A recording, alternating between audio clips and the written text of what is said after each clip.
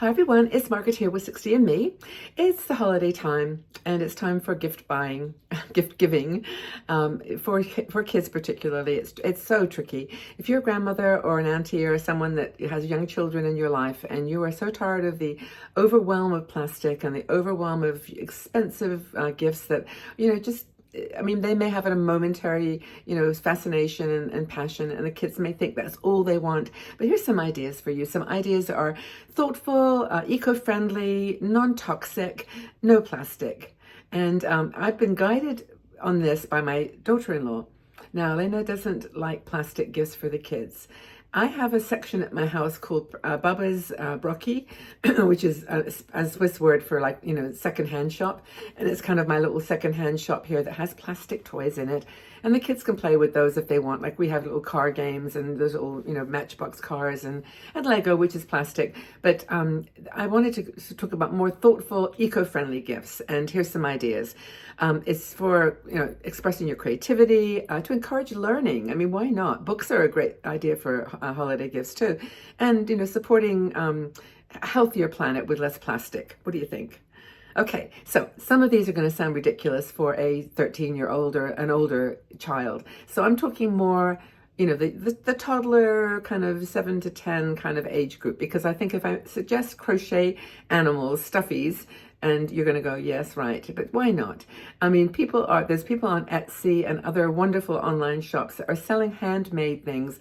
I saw one yesterday at a market. I almost bought it, but I had to stop because it was so cute. It was like a little panda bear, but it had like in its tummy a little thing that you could heat up. Like it was like a little hot water bottle, but it was a stuffy. It was so cute. And anyway, the point I'm making is there's so many choices. You can make them yourself. You can knit or crochet a toy. There's really cool books that you can buy too, these handmade storybooks where, you can insert your own pictures or your own story into the tale. Maybe you've had some experience with those. You can use AI. Why not? Okay, so I will admit something. I went to AI, artificial intelligence, my friend Phoebe at ChatGPT, and I said, I want to write a poem about my two grandsons. I'm going to give it to them like I want to print it, and it will be like a little scroll, like when they read it, I'll roll it up and put a ribbon around it, and then they'll read it. And I told them about Max's personality and Marvel's personality, and they came back with the most amazing stories. I should read them to you because they're just so cute, and they rhyme. They're poems. They're really sweet, and I will use that as a little gift. It's just such a personal thing, and I just thought it was a cute idea. Personalized pillows or blankets. I've got some blankies that are super, super soft, and you could just engrave and embroider their name on the corner so that when they come over, you can wrap them in their blanket, and or that's a nice gift to give. I don't know, just some thoughts. Books, I've already mentioned, they're the gift of imagination, and not just books that are stories, because there's so many that are, tell your own story. I mean, where you go to page 5 and it says, if you want to do this, go to page 13. If you want to do this, go to page 15.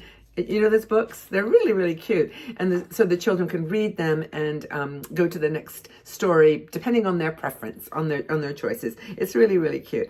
Another book idea is to get them a book on writing stories. And I started this with Max. He kind of got a little bit bored with it. So he's now 7 years old. So it's kind of like, whatever, characters and personality.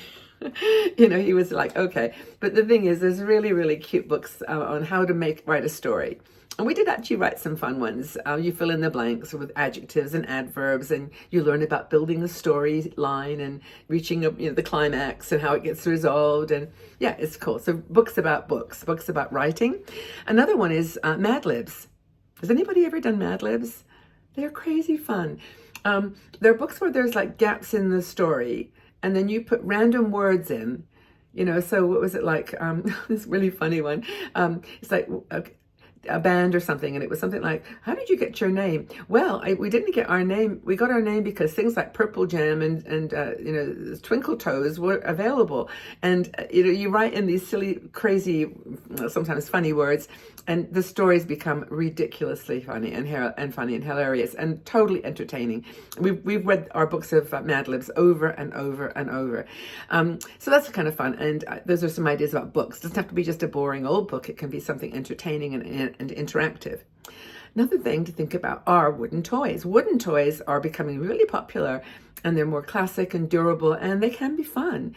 Trains, like the Brio trains. Yes, I know they're so expensive, but you can get Brio trains. You can get like wooden puzzles, animal puzzles, maps. That's a really cool one for a puzzle, is be able to put a map of the world together with the countries like a puzzle. Where is everything? Where's Australia? Where's, whatever, Antarctica? And I think I'm going to get one of those for Marvel for Christmas, because he's into puzzles. But wooden doll houses if you've got a little girl in your life, or and little sets, with car sets if you've got a boy. But wooden toys are super, super popular, and I do agree they can be a little more expensive. But I don't know. I think at the point, to be honest with you, the plastic trains and dolls and all the rest of it are cool, and they're cute, but they don't sort of have that place in my heart for longevity. They just are passing toys. And if you're going to give a toy, you might as well give them something, one of something really beautiful rather than 10 of something that's throwaway. My opinion. Arts and crafts kits. Okay, so we have lots of arts and crafts kits in my house, and I should have actually shown you some of the things that we're working on. We did an owl the other day. It was so fun. Okay, let me tell you what it looked like. Okay, here's a card. So here's the egg carton, right? So the egg carton's got like 4 or 6, I think. You fold it over like, oops, I got words on there. You fold it over and open up. Here's your little eyes up here, or your little holes where the eggs go. And you put little, what do you call them? Googly eyes in there, the top tube. And then the nose, the part that sort of separates in an egg carton of 4, that becomes the nose. So you paint that white, and then underneath you put feathers, and you just stick tons of feathers here. I've got my little card here, my little piece card. But yeah, and then you put, and it opens up. It's like a little owl. Does that make any sense? Anyway, you get the idea. You can make those little craft sets. Just get the egg carton, you put a little bag of feathers, some googly eyes, and you got like a $2 gift, and the kids will sit there forever playing with it. And there's so many. You can get bubbles and all kinds of things. Just go crazy. Oh, bubbles are plastic. No, don't do that. So our arts and crafts kits are really, really good ideas. Just crafts and gifts in general. If you can support local artists, if you can support eco-friendly artists, people that make things from wood and recycled paper. That was the eggs cartons, by the way. Plastic-free crayons, colored pencils.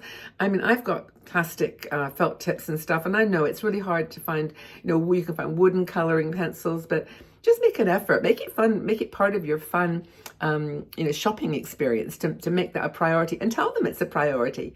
That, Baba did this, my granny did this today for your presents, or, Auntie decided that I'd like to educate you about things that are made out of wood, not plastic. And they go, oh, and then they get into it and oh, this is fun. I know, it's all part of the game of trying to introduce things that are good for our life and our planet.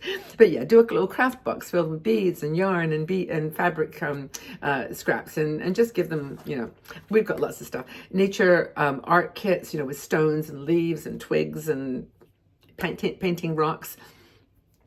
Another idea is outdoor gifts. So, things like bikes and scooters and gardening kits and outdoor games.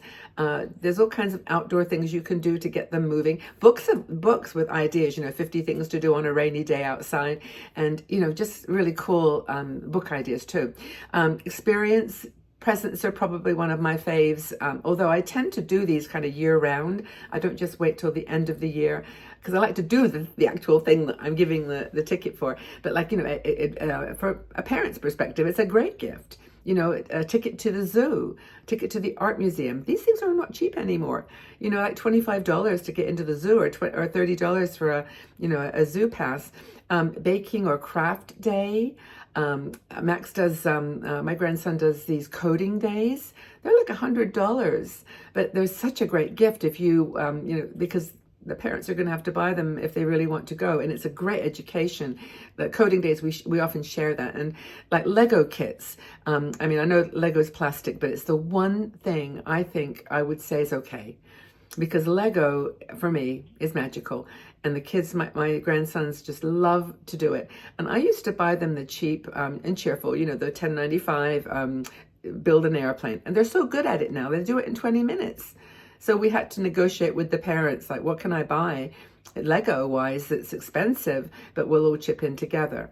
And if you're a grandparent that you know the other grandparent and your friends together, why not do that? You know, chip in to buy something really, really nice, like a Lego set that's going to take them a week or 2 weeks rather than a day or an hour. Maybe it's just me. I'm talking personally. But educational games, I guess, is the last category. Don't hesitate to buy educational games. You know, wooden board games. Why not? Checkers, science kits, microscopes. They've got some plastic in them, probably, but you know, it's okay. Storytelling card games. You know, those kind that you, or there's like dice where you shake them and it has like 5 words and you have to make a story from it. So many cool things. And you get wooden dice, not the plastic ones. Just be conscious of it. I mean, as long as you're conscious of it, even if you can't find wooden, just go for it and try the thing and then say, oh, I was looking for wooden, but didn't find any. Just type in the word wooden when you're searching. Oh, I don't know. We do what we do. Like, we do the things we do, right? To try to share a message or an idea. And that's mine. As I'm surrounded by plastic folders and plastic beads and plastic makeup and everything. I mean, we do our best, right? Okay, everybody, well, have a fabulous day, whatever you're doing, wherever you're going, and share some of the prezzies that you've decided to get for your grandkids. I'd really like to know. I'm going to do another video on just gifts in general, but this was for kids, and I hope that you found it inspiring and useful, and I'd love to know what you come up with. Okay, everyone, have a really fabulous day, and thank you for being here. Thank you for all your amazing support. It means the world to me, and yeah, just have a great holiday, and yeah, let's just share it together, okay? Lots of love.